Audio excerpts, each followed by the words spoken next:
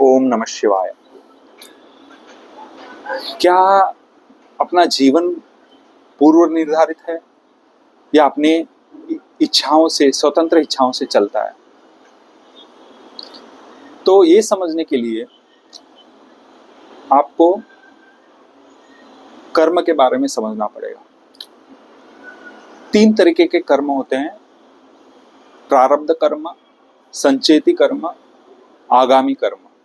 अब फिलहाल आज के टॉपिक के हिसाब से मैं आपको प्रारब्ध कर्म बहुत थोड़े में समझाता हूँ। प्रारब्ध कर्म वो है जो कर्म हम कई जन्मों से इकट्ठा करके ये जन्म लिया है। जो भी हमने कई पहले जन्मों से कुछ भी कर्म किए हैं, किसी को सुख पहुंचा है, किसी को दुख पहुंचा है, वो भोगने के लिए हम ये जन्म लिए हैं। भले आपने पाप किया हो, वो आपको भोगना है, भले आपने पुण्य किया हो, वो आपको भोगना है, इसलिए ये जन्म लिया है। और जो भी बड़े बड़े इंसिडेंट्स या बड़ी बड़ी चीजें अपने लाइफ में होती है, वो पूरे के पूरे प्रारब्ध कर्म के हिसाब से होती है। इसको आप अवॉइड नहीं कर सकते, ये होके रहना है आपके जिंदगी में। पर जो भी होगा ये पूर्व निर्धारित है आपके कर्मों के हिसाब से। फिर यहाँ पे स्वतंत्र इच्छा के हिसाब से क्या होता है?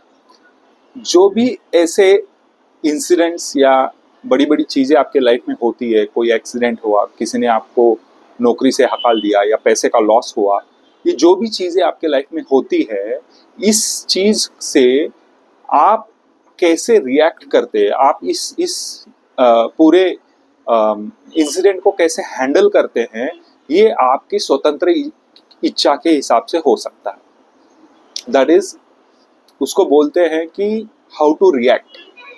जब भी इंसिडेंट होता है उसको आप कैसे रिएक्ट करते हो, वो आपके अंदर है। और ये जो जन्म मरण का जो साइकिल चालू है, ये तब तक खत्म नहीं होगा जब तक आपके पाप और पुण्य दोनों के दोनों शून्य नहीं हो जाते, जीरो नहीं हो जाते। ये चलता रहेगा। इसके कुछ कर्म खत्म करने के तरीके, अगर आप अध्यात्म में आते हो तो होते हैं।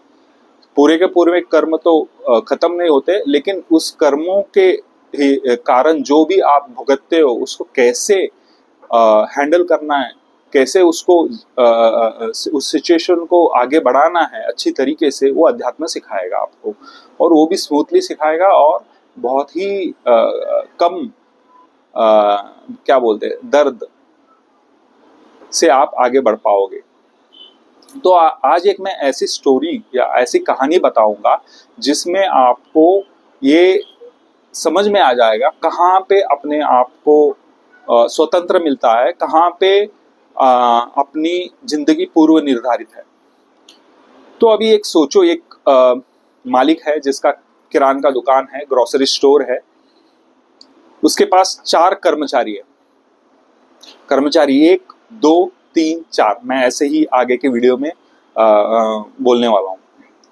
तो अपने मालिक ने चारों कर्मचारियों को अपना अपना जो भी कर्म है, रोल्स एंड रिस्पॉन्सिबिलिटीज जो बोलते हैं, उनके दुकान में जो जो करना है वो अच्छे से समझा दिया है और उनको काम पे लगा दिया। अब चारों अपना काम कर रहे हैं, चारों को पूरा फ्रीडम है, स्वतंत्र है, वो अपना काम कर रहे हैं। हालांकि मालिक वहां बताता रहता है कि क्या करना है, क्या नहीं करना है। तो अब 1-2 महीने के बाद जब मालिक अपना अकाउंट्स निकालता है, अपना हिसाब देखता है, तो उसको अचानक ये पता चलता है कि अपने स्टॉक्स जो है उसमें कोई तो घपला हुआ है। तो वो चारों कर्मचारियों को बुलाता है, पूछता है, सबसे पता चलता है कि कर्मचारी 3 और 4 से कोई गलती हो गई, जिसके कारण वो स्टॉक्स हमारी दुकान में आए ही नहीं और जिसके कारण ये लॉस दिख रहा है, उनको हानि दिख रही है, जो भी है। तो अब ये मालिक क्या करता है, कर्मचारी 1 और 2 को छोड़ देता है, आप अपना काम करो। 3 और 4 को बुला के अच्छे से समझाता है कि क्या गलती हुई है, किस तरीके से इस गलती को फिर से नहीं दोहराना चाहिए। अब इसमें क्या हुआ, तीसरे कर्मचारी ने अच्छे से सीखा, उसकी गलती समझ ली, एक्सेप्ट कर लिया कि मेरे से ये गलती हो गई है, और उसने वो जो भी मालिक ने नई चीजें सिखाई वो सीख लिया।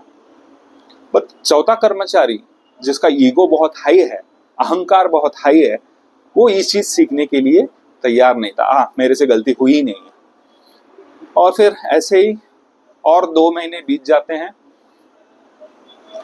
और फिर से वो अकाउंट्स देखता है, फिर से देखता है कि फिर से घपला हुआ है, फिर से कुछ तो स्टॉक्स में प्रॉब्लम हुई है, बट इस बार कम हुई है। तो फिर से चारों को बुलाता है, चारों से सुनता है कैसे कैसे काम कर रहे थे, सीसीटीवी देखता है, अपना सब कुछ देखता है। उससे पता चलता है कि चौथा कर्मचारी फिर से गलती करता है। तो एक अच्छे मालिक के इसमें वो फिर से बोलता है भाई ऐसे नहीं करो, तुमको सिखाया था, लेकिन उसका बोलता है नहीं नहीं ये मेरी गलती है ही नहीं। तो फिर उसको भुगतना ही था, उसको नौकरी से हकाला जाता है। तो उसका पूरा हिसाब ये करते हैं, तो उसमें भी अहंकार वो दिखाता है। चौथा कर्मचारी बोलता है ठीक है मैं लोन निकालूंगा और अपना मैं खुद का दुकान डालूंगा आपके दुकान के सामने। और वैसे ही वो चला जाता है दुकान से, अलग सा एक किरान का दुकान या ग्रोसरी स्टोर डाल देता है और अपना चलाता है। तब तक ये 3 कर्मचारी यहाँ पे जो भी काम कर रहे हैं उसमें से दूसरे नंबर कर्मचारी को प्रमोट किया जाता है। वो कैसे हुआ? हालांकि कर्मचारी 1 और 2 अच्छे से ही काम कर रहे हैं, बट दूसरे नंबर के कर्मचारी को एक ही क्यों प्रमोट किया? ये कैसे होता है, किस बेसिस पे होता है? तो भले कर्मचारी 1 और 2 एक जैसे ही काम कर रहे हैं पहले दिन से, लेकिन दूसरे नंबर के कर्मचारी को प्रमोशन इसलिए मिला क्योंकि उसका प्रारब्ध कर्म अच्छा था। कई लोग समझते हैं कि किसी को कोई अपॉर्चुनिटी मिलती है, कोई सक्सेस मिलता है, वो लक के बेस, लक नहीं होता। आपका प्रारब्ध कर्म, आपका पुण्य बहुत बड़ा खेल खेलता है। अब आते हैं वापस स्टोरी पे। जैसे तीसरे नंबर कर्मचारी ने अपना स्वतंत्र जो चॉइस था,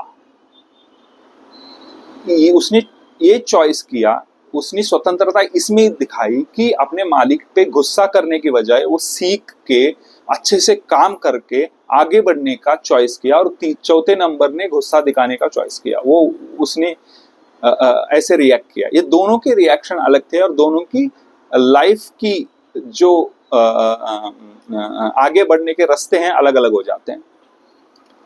अचानक ये पता चलता है कि जो कर्मचारी निकल के दूसरा दुकान अलग से डाला था उसका पूरी तरीके से लॉस हुआ। इसका कारण ये कि उसने कभी वो बिजनेस या धंधा सीखा ही नहीं, अपने अहंकार में रहा, वो लॉस हुआ।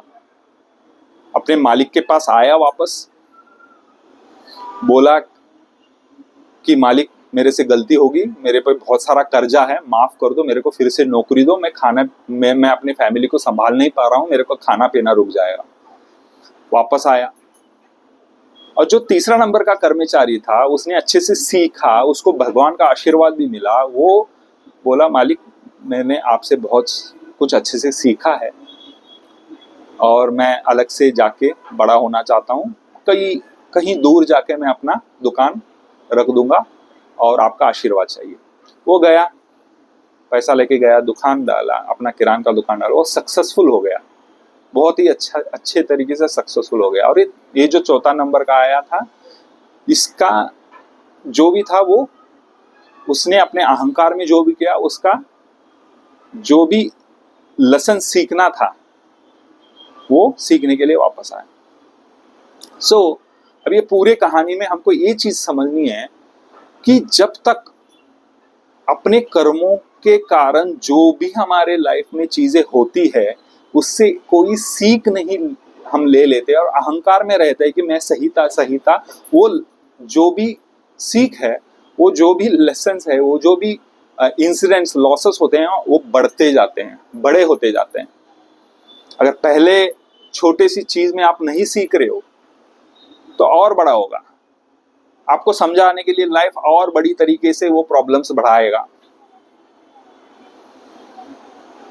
इस तरीके से अगर देखा जाए, अगर आपने कर्म जिस तरीके से है उस हिसाब से जो भी आपके लाइफ में होगा वो पूर्व निर्धारित है।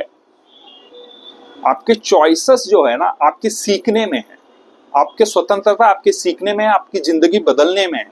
अगर आप सीखने के लिए तैयार नहीं हो, ये ऐसे बड़े बड़े इंसिडेंट हादसे आपके लाइफ में होते रहेंगे। धन्यवाद।